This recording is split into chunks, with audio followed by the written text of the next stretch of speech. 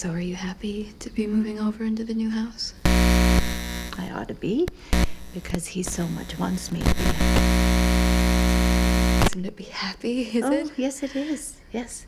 That's my simple obligation in life, Miss Vongel, to do what he wants. Simply to yield. But there are many occasions when it's terribly hard to beat one's spirit into the necessary submission. Oh, yes, that must be hard. Yes, it is hard. If one isn't a better person than I am, at any rate. Mrs. Solness, I mean, when someone's been through really hard times, the way that you have. How do you know I've been through hard times? Your husband said that you had. Oh. He says so little about those things to me, but yes, it's true. I've been through quite a bit in the course of my life. Yes, I have. Dear Mrs. Solness, first everything burned up in the fire. Yes, everything I had. And then... God, it was so much worse. Worse?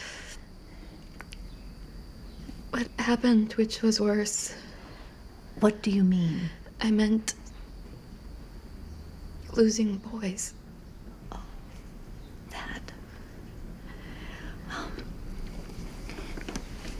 That was sort of a decision by a higher power, and one has to submit oneself to something like that and even give thanks for it. Do you do that? Not always, I'm afraid, but I know that that's my obligation. That's what I ought to do. But sometimes I just can't. I think that's so understandable. And again, really. I have to say to myself, it was a just punishment. I don't understand. Quite honestly, Miss Vongel, please stop talking about the two little boys. We should only be happy for them now, because things are so good for them. Very, very good. And it's the little things in life that really break your heart. When you lose certain little things that most people might consider almost worthless. Dear, sweet Mrs. Solness, will you tell me, please? Just, I don't know, unimportant things. All the portraits that were on the walls, they all burned, and all the silk dresses, you know, the ones that had been in the family for such a long, long time, well, they just burnt, and all the lace work that had been done by the mothers and the grandmothers, all of it just burned. And can you imagine the jewelry?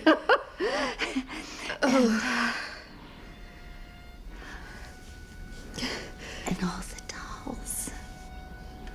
The dolls. I had 9 beautiful dolls. And they burned. Yes, every one of them. And that was painful for me. That was very painful.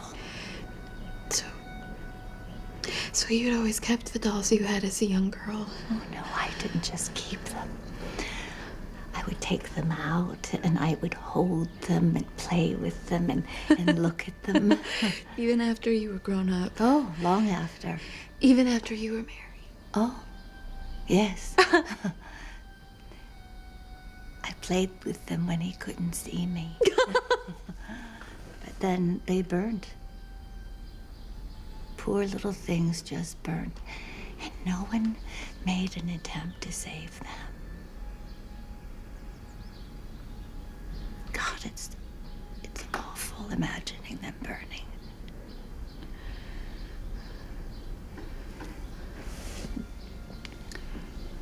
Don't laugh at me. No, I'm not. Because you see, in a way, they were alive. I carried them around in my arms like small children, not quite born yet.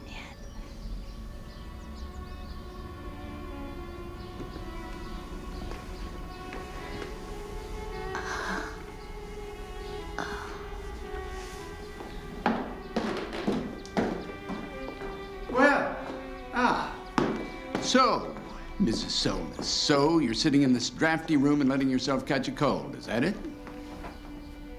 No, it's nice and warm here. Yeah, I suppose. But you sent me a note. Is there some sort of problem, or...?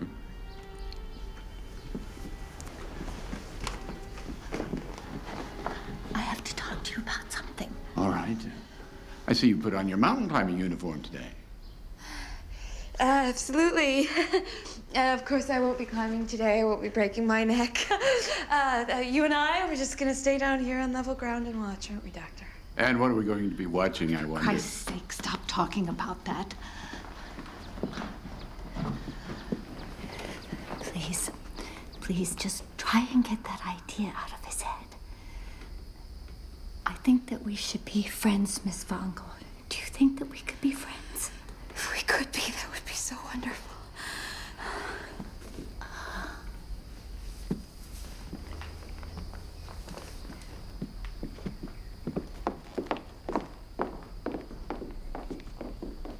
Have you ever noticed that the minute I show up somewhere, my wife leaves? Actually, I noticed that the minute you show up somewhere, you drive her out. Oh, maybe. But that's completely out of my control, I'm afraid. Tell me, why did you come up here just now? To see you? Surely you could see that I was here with her. Oh, I knew she'd leave. Doesn't it upset you that she'd run away from you like that?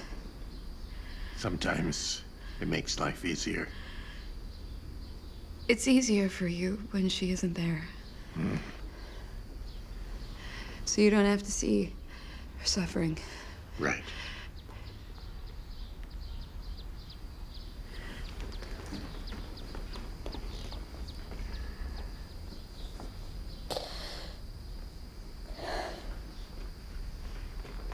Did you talk with her for a long time?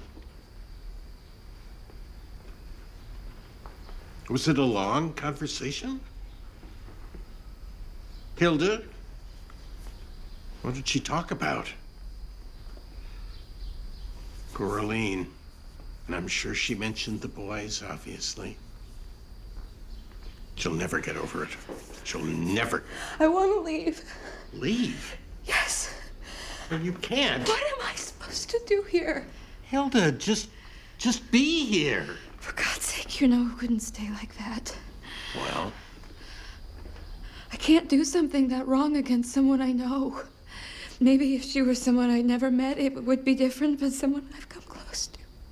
No, I can't. I'm sorry, I'm leaving. and what will become of me then? What would I have to live for after you leave? You don't have to worry about that. Because you have something. You have a debt you have to pay. Your obligation to her. Live for that. No. No, it's too late. Because Aline is dead. Because of me. She is dead. All of the blood has been drained out of her body.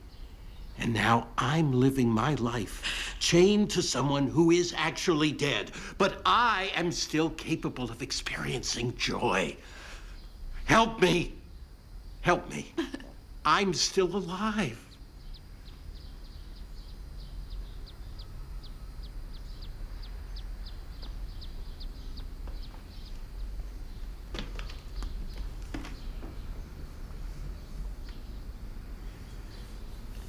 What?